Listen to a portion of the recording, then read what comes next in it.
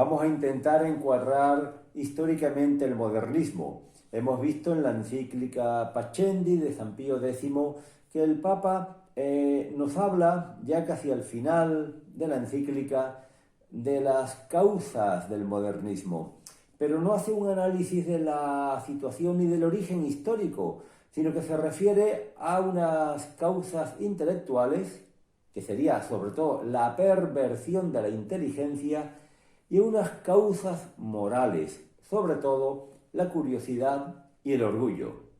Y ya digo, no hace ningún análisis de tipo histórico, del origen histórico. Nosotros vamos a hacer un repaso rapidito, comenzando por el siglo XIII. ¿A dónde queremos llegar? Bueno, aquí he puesto yo dos nombres al final. Uno es este, Loisy, que se viene a pronunciar más o menos como Loisy, un sacerdote francés. Un sacerdote francés que, según sabemos, murió sin fe, murió fuera de la iglesia. Digo según sabemos porque siempre se nos queda fuera de nuestro alcance el fuero interno, incluso alguna circunstancia concreta muy íntima que no hayamos podido conocer. Por lo que sabemos, por lo que es público, es una persona que murió alejada de la iglesia. ¿Qué pretendía Loisy? Loisy quería trasladar el método de la ciencia a la fe. ¿Pero qué ocurre con el método de la ciencia? Pues que no llega a conclusiones definitivas. El método científico llega a conclusiones que siempre son provisionales, es decir, hasta que se demuestre otra cosa. Estamos en función de la observación que hacemos, de la experimentación, de las hipótesis, pero los experimentos pueden cambiar, las hipótesis pueden cambiar, las teorías pueden cambiar. Y de esta manera, ¿a dónde llegamos siguiéndolo así? A que en la Iglesia no puede haber verdades inmutables. Todo esto hemos procurado comentarlo con extensión, ayudándonos de la encíclica Pascendi. Y después he puesto el nombre Bultmann, Rudolf Bultmann, protestante, es un teólogo que nos habló de la desmitologización. Hay que librar al cristianismo de mitos. ¿Qué serían los mitos? Pues todo aquello de la fe que la ciencia no puede explicarnos. Neguemos, por ejemplo, los milagros. Lo que ocurre es que si negamos los milagros, negamos también los misterios. Negaríamos la encarnación, negaríamos la virginidad de María, negaríamos la mismísima resurrección de Jesucristo, su ascensión, ¿verdad?, su subida al cielo. Negaríamos todo. Y a eso se le da por llamar desmitologización, que por cierto descansa en un mito, el mito de que la ciencia puede dar respuesta a todo. Pero vámonos ya al siglo XIII. En el siglo XIII nos encontramos con un fenómeno que ya se había iniciado antes, que es el de la aparición de los burgos, de las ciudades. En el siglo XIII se afianza ese fenómeno. Se afianza la ciudad. La ciudad medieval era sobre todo como un recinto amurallado que servía para protección de los campesinos, de una sociedad eminentemente agrícola. ¿Para qué estaba la ciudad? Para protegerse.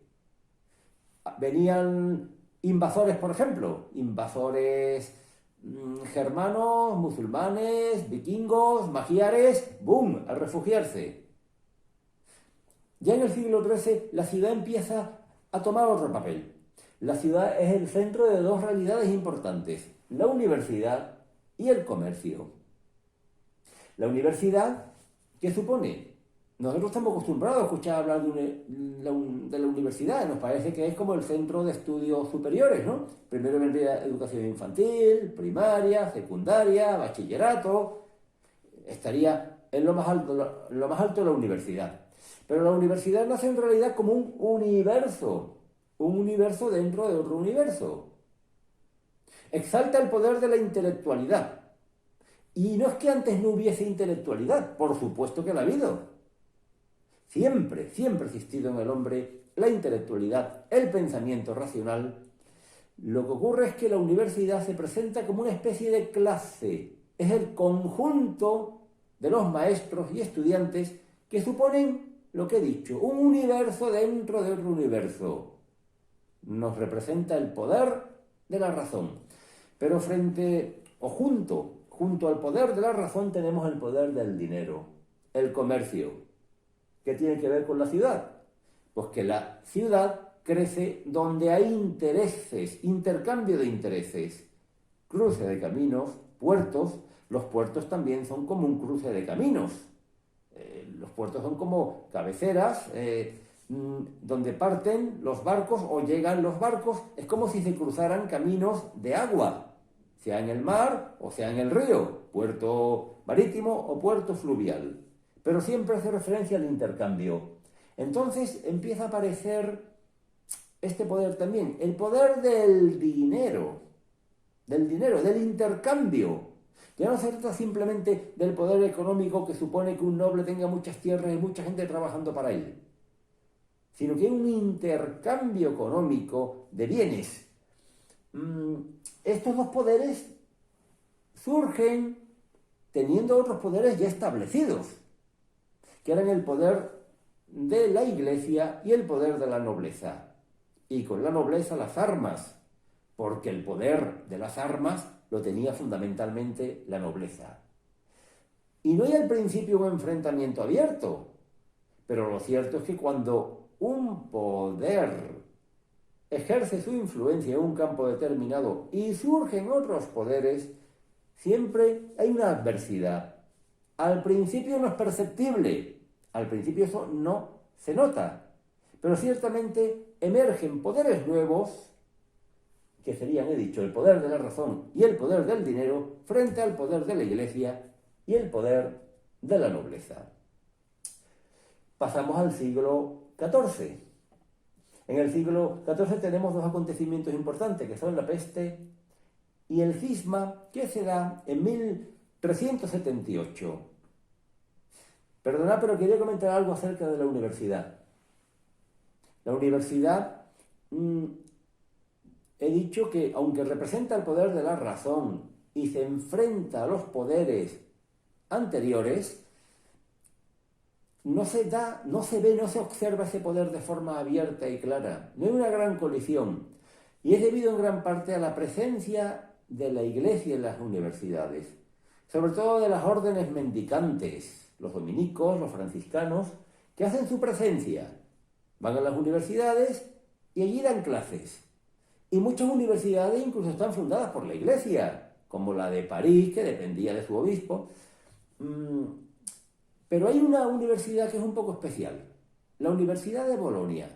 La Universidad de Bolonia se centra en el derecho, en el estudio del derecho, pero tomando como fuente del derecho no ya solamente la revelación, no ya solamente la legislación de la Iglesia, el derecho canónico, sino que acude también a las fuentes clásicas. Y es la que empieza a realzar el derecho romano que todavía se estudia en nuestras universidades de derecho. Ya entonces la inspiración no es tanto la Biblia, no son los evangelios, sino las fuentes clásicas. Por ejemplo, el Jurisconsulto Ulpiano, que conocemos por el Digesto de Justiniano, el que nos dio esa intuición de que justicia es dar a cada uno lo suyo. Pero no me meto por ahí. Solamente ese inciso respecto a la universidad. ¿Qué tiene que ver la peste con la Iglesia?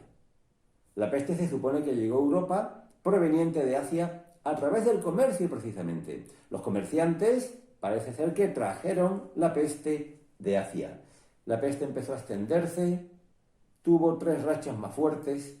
Lo cierto es que entre el inicio de la peste y el final de la peste, Europa perdió casi 1/3 de su población.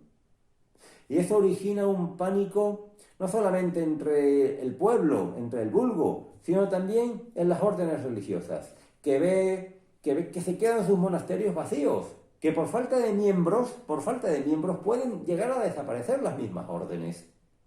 ¿Y qué se hace para que no desaparezcan. Vamos a rebajar las exigencias para acceder a nuestra comunidad. Empieza a entrar gente muy joven, demasiado joven, empiezan a entrar oportunistas, empieza a entrar gente ignorante y se da una degradación del clero. La iglesia entonces es menos ejemplar, menos creíble, menos digna de fiabilidad. Junto a eso tenemos un hecho escandaloso, que es que el Papa traslada su sede de Roma a Aviñón. Se va a Aviñón bajo influencia del rey de Francia. La influencia del rey de Francia se va notando más a medida que los papas siguen viviendo en Aviñón. Santa Catalina de Siena llegó a decir que no se distinguía, cada vez se distinguía menos la curia papal de las cortes mundanas.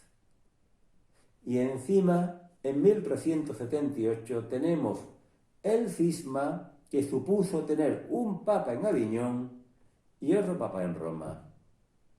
El siglo XIV, por lo tanto, fue muy negativo para la Iglesia.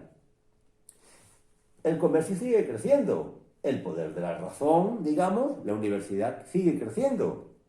¿Qué pasa en los siglos XV y XVI? Tenemos aquí dos acontecimientos, vamos a llamarle Renacimiento, entre comillas, y Reforma, también entre comillas.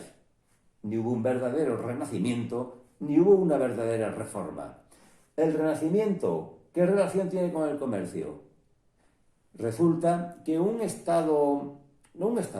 en la península itálica, en la península italiana, no había un Estado centralizado y fuerte, como el que crearon, por ejemplo, los reyes católicos en España. La unificación italiana tardó mucho. Hubo que llegar a muy entrado, ya casi al final del siglo XIX, para que Garibaldi hiciera la unificación italiana.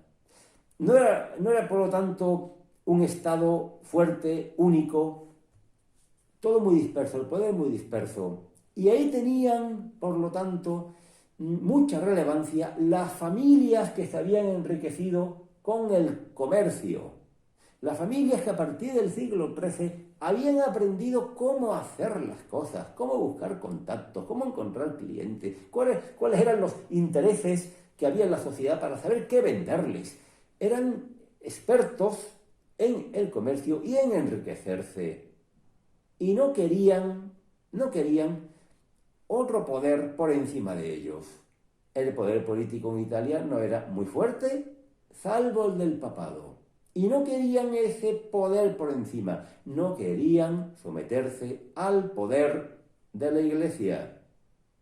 El Papa era visto como un señor temporal más, como una especie de capo mafioso, igual que eran ellos, como los Medici, por ejemplo. Capo significa cabeza. Y entonces, ¿qué hacen? Se llaman a sí mismos estas familias prestantes, se llaman hombres del renacer. Con nosotros llega el renacer. Ya no tenemos que estar pendientes de la Iglesia, de los predicadores, de los monjes, del Papa, de sus documentos, de su derecho. Nosotros somos hombres del renacer. Con nosotros va a renacer la cultura clásica. Y se vuelven hacia el arte y a todo lo que es cultura clásica, propia sobre todo de Roma y de Grecia de la antigüedad. Y eso le llaman el renacer. Y surgen entonces en oposición al papado, que no tiene nada que ofrecer. La Iglesia no tiene nada que ofrecer. No es creíble. No tiene nada que aportar. Seguiremos en el próximo vídeo con este repaso histórico.